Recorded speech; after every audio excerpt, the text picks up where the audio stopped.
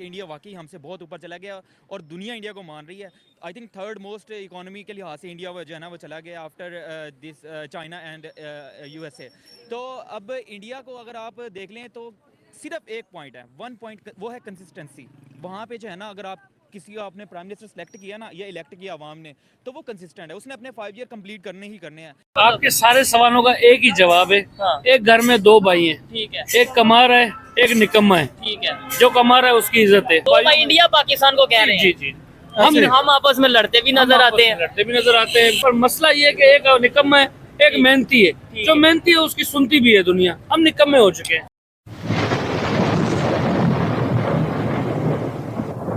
नमस्कार दोस्तों, क्या हाल है। होप करता हूँ कि आप ठीक होंगे और स्वागत करता हूँ आपका हिंदुस्तान डॉट में। दोस्तों, इंडिया के टॉप बिजनेसमैन गौतम अदानी ने प्रीडिक्ट किया था कि 2050 तक इंडिया की इकोनॉमी दुनिया की सेकंड लार्जेस्ट इकोनॉमी बन जाएगी और इंडिया इकोनॉमिक सुपर पावर भी बन जाएगा। दोस्तों, गौतम अदानी की ये बात सुन के पाकिस्तानी बहुत परेशान है और कहते हैं कि इंडिया और पाकिस्तान एक ही दिन अलग हुए थे, लेकिन आज इंडिया के साथ पाकिस्तान की किसी भी सेक्टर में कंपैरिजन नहीं हो सकती और अब तो इंडिया इकोनॉमिक सुपर पावर बनने की रेस में आ गया है और पाकिस्तान की इकोनॉमी तो अभी भी लोन पे चलती है। तो दोस्तों, बिना टाइम वेस्ट किए वीडियो में आगे देखते हैं गौतम अदानी की बात पे पाकिस्तानी पब्लिक क्या कहती है। अगर आप नहीं है तो पहले चैनल को सब्सक्राइब कर लीजिए और वीडियो को अंत तक देखें। जिस तरह इकोनॉमिक डायरेक्शन में इंडियंस ने अपने आप को पुट किया हुआ है, they will make proper mileage and proper progress, और वो जो कहते हैं वो करके दिखा देंगे आपको।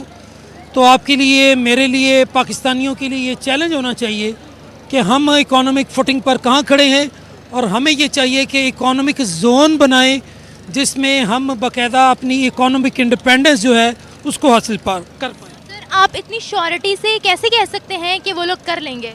उसकी वजह ये है कि उनका जो दीन है, उनका जो मज़हब है या जिसको वो धर्म कहते हैं, उसमें एक लक्ष्मी है। लक्ष्मी जो है वो उनकी एक गॉडेस का नाम है और लक्ष्मी गॉडेस को वो पूछते हैं। वो पैसे को भी ऐसे ही पूछते हैं जब जैसे हम अपने रब्बे कायनात को पूछते हैं।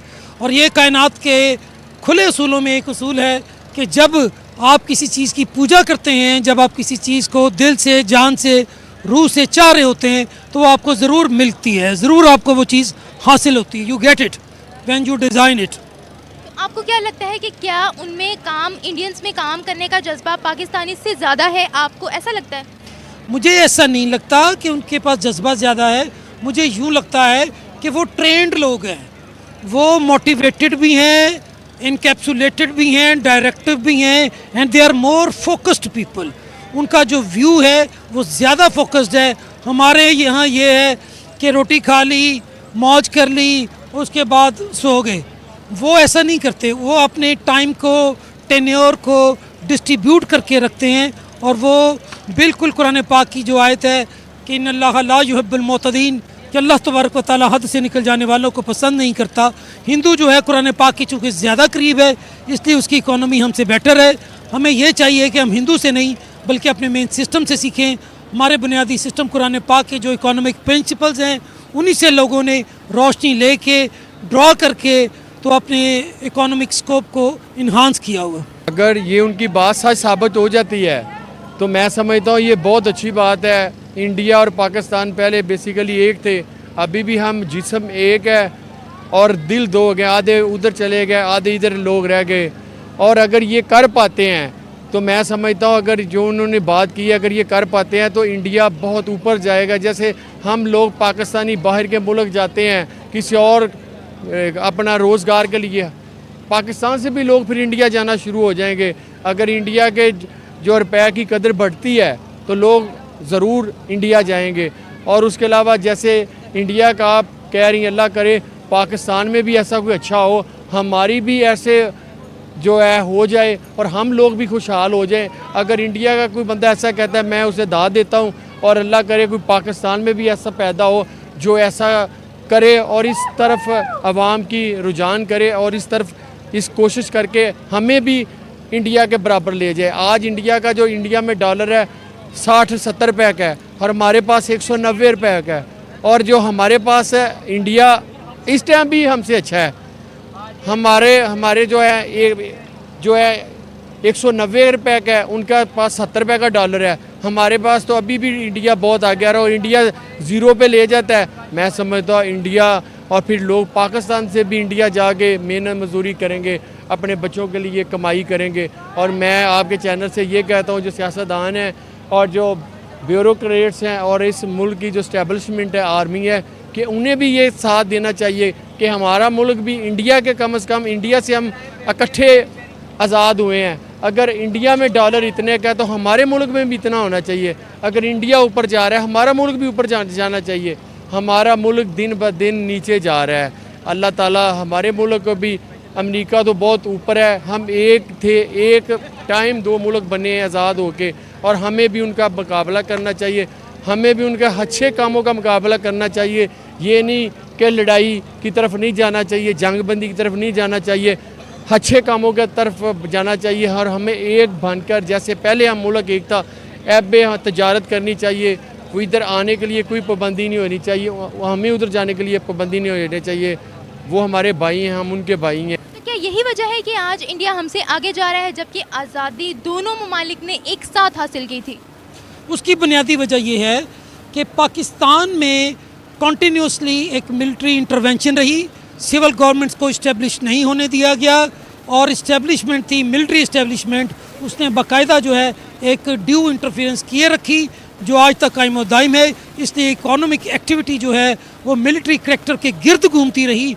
वहाँ पे उन्होंने लैंड रिफॉर्म्स कर दिए, और लैंड के ऊपर जो बहुत बड़े बड़े जागीरदार बैठे हुए थे, वहाँ पे उन्होंने उसको माइनस कर दिया, उसको ज़ीरो कर दिया, पटवारी सिस्टम माइनस कर दिया, और हर चीज़ को वो सिविल ब्यूरोक्रेसी के अंडर लेकर के आ गए। That is the basic and main reason for that. मुझे ये बताएं कि अगर अपना ये टारगेट वो अचीव कर लेते हैं, इंटरनेशनल मार्केट में कहाँ स्टैंड करेंगे, क्या इमेज क्रिएट होगी उनकी? जी, अगर वो टारगेट अचीव कर लेते हैं तो बूस्ट करेंगे। डेवलप जितने भी कंट्रीज़ हैं उनमें उनका नाम आ जाएगा, टॉप ऑफ द लिस्ट हो जाएंगे, और compete करेंगे यूरोप को, अमेरिका को और बाकी कंट्रीज़ को। अच्छा, ठीक तो है। दोस्तों ये थे पाकिस्तानी पब्लिक के रिएक्शन, और आपने वीडियो में देखा ने पाकिस्तानी भी इंडिया का लोहा मान गए हैं। और दोस्तों पाकिस्तानी को भी अब पता है कि इंडियन जो बोलते हैं वो करके दिखा देते हैं। फॉर एग्जांपल मोदी जी ने थोड़े साल पहले एक इनिशिएटिव लिया था मेड इन इंडिया, और क्लियर पॉलिसी बनाई थी कि अगर दुनिया की किसी भी कंपनी को अपनी प्रोडक्ट इंडिया में बेचनी है तो वो प्रोडक्ट इंडिया में ही मैन्युफैक्चरिंग करनी पड़ेगी। इसलिए तो दोस्तों दुनिया की हर बड़ी कंपनी अपना मैन्युफैक्चरिंग प्लांट इंडिया में लगाने लगी, और आज तो पूरी दुनिया में मैन्युफैक्चरिंग करके एक्सपोर्ट भी करते हैं।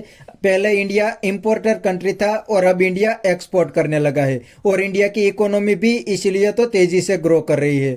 और दोस्तों पाकिस्तानी तो इसीलिए इंडिया की तारीफ करते हैं क्योंकि इंडिया और पाकिस्तान एक ही दिन अलग हुए थे, लेकिन आज दोनों कंट्री में कोई कंपैरिजन नहीं हो सकता। इंडिया हर सेक्टर में पाकिस्तान से बहुत आगे निकल गया है, और इसका सबसे बड़ा रीजन है इंडियन गवर्नमेंट इंडिया के लिए काम करती है, खुद के लिए काम नहीं करती। और दूसरी साइड पाकिस्तानी पॉलिटिशियन तो पाकिस्तान को लूटने के लिए ही पॉलिटिक्स में आते हैं, और अब तो पाकिस्तान को इतना लूट लिया है कि पाकिस्तान का हाल बिल्कुल भिखारी जैसा हो गया है। तो बस दोस्तों आज के वीडियो में इतना ही। ये थे पाकिस्तानी पब्लिक के रिएक्शन। अगर आपको ये वीडियो पसंद आया तो वीडियो को लाइक शेयर कर दीजिए, और चैनल को सब्सक्राइब करना मत भूलिए। थैंक यू, मिलते हैं नेक्स्ट वीडियो में।